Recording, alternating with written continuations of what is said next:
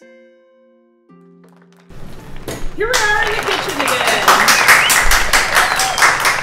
So, we're talking today about pumpkins and winter squash, the most super nutritious fall vegetables that you can buy, also that you can store all year round.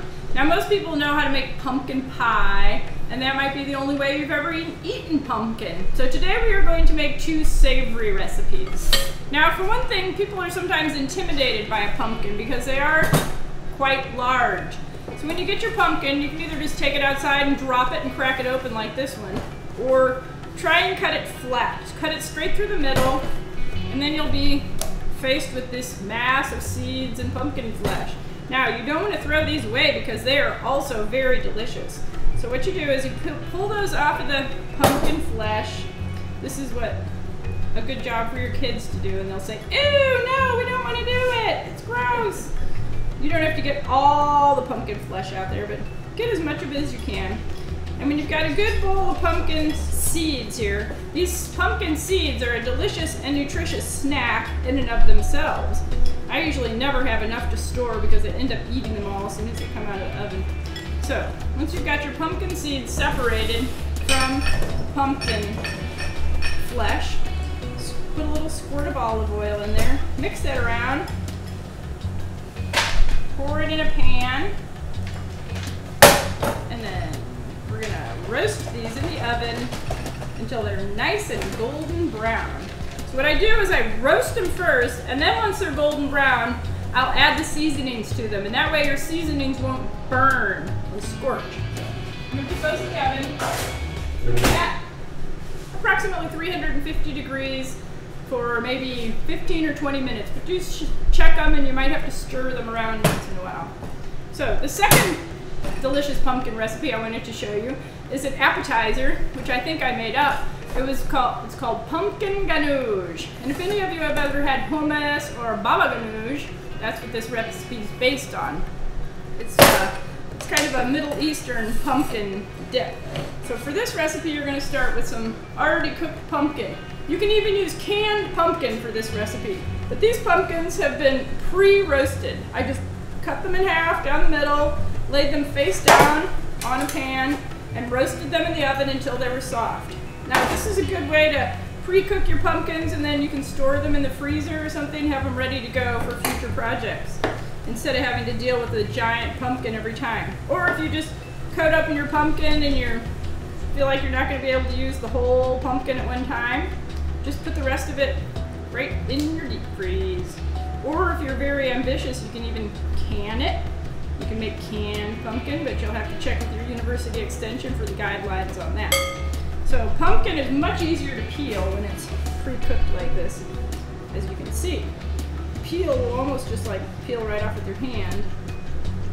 And I guess you could eat the peel, but it would be a little tough probably, because it's pretty soft after it's roasted out of the oven. So I don't know, I never have eaten the peel myself.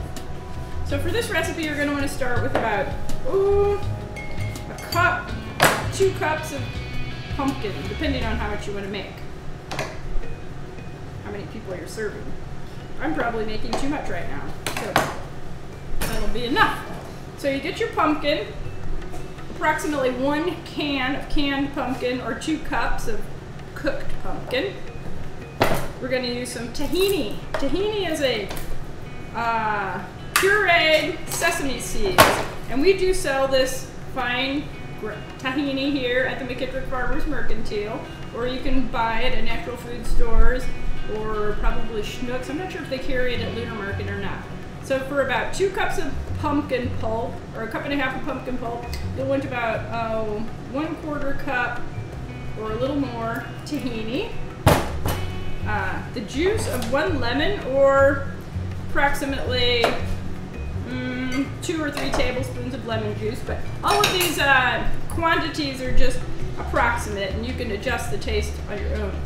So if you don't have lemon juice or fresh lemons, you can use bottled lemon juice, or even try some apple cider vinegar or flavored vinegar instead. I'm going to put the juice from this whole lemon.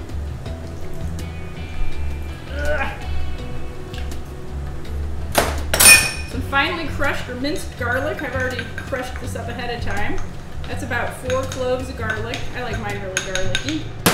The spices that I put in here, they vary. Sometimes if you want to make a little more sweet pumpkin dip instead, you can just add sweet spices and skip the garlic.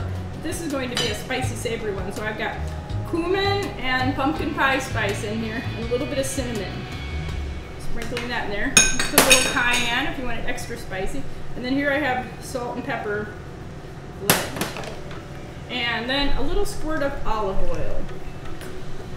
So once you've got it all in there, you can use your hand mixer or staff mixer or hand blender, these are called, or you can put it in the food processor or a regular blender.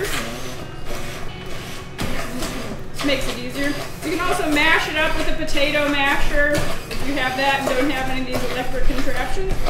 What you want is a nice puree of pumpkin and tahini.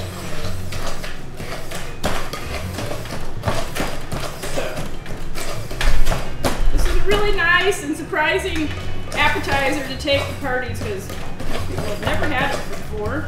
It's a lot prettier than the baba ganoush because pumpkins are such a pretty color. And it's also good inside a wrap, like on a pita bread as a sandwich filling or a stuffing for a hand pie, whatever you want. Be creative. So there you have it, the pumpkin ganoush. Now the next thing I wanted to show you, if we have time, do we? Yes. Is a stuffed pumpkin. Now these are nice to do with the little individual serving fall squash. So what we're gonna do today is I have pre-cooked this squash. You can do it in the microwave for about 5 minutes or in the oven for about 35 minutes. And then you cut the top off, scoop the seeds and guts out, and you end up with this nice little serving dish, right? But these are also a fantastic thing for stuffing. Like instead of stuffed peppers or tomatoes, you can make stuffed squash. So what we're going to put in our squash today is a little bit of couscous. I'm going to mix it up in a bowl here. I've got some couscous left over. These are a great thing to do with leftovers. Got the couscous. I got a little bit of leftover bean filling here from some hand pies that I had made. And then I've sauteed some peppers and onions and shiitake mushrooms. I'm going to put those in there. Mix that all around. A little bit of tomato juice. Just be creative with these. You can pretty much stuff them with whatever you'd like. This is a nice fall blend of various fall vegetables. And beans. The beans have a little protein, nutrients. Just stuff that in there as tightly as you can. It'll kind of expand as you go. If you have a little bigger pumpkin, you can stuff it and serve the whole group. They also make a nice little bowl for sausages. And look how pretty that is. So there you go.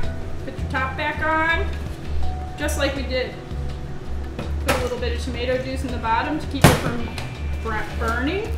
And then pop it in the oven, bake it approximately 350. That's what I usually bake everything at, for maybe 25 or 30 minutes. If you've had the fillings preheated, it'll probably take a little less time. But basically you just want to get the fillings heated up inside because your squash is already cooked and so are the fillings. So there you have it, stuffed squash and pumpkin ganoush.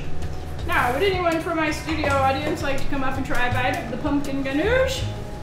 I invite you to do so now. Suzanne! Oh, I'd like to try it. My adventurous friend. Okay. Here, would you like it on a pretzel or just eat it as is? Yes. Absolutely.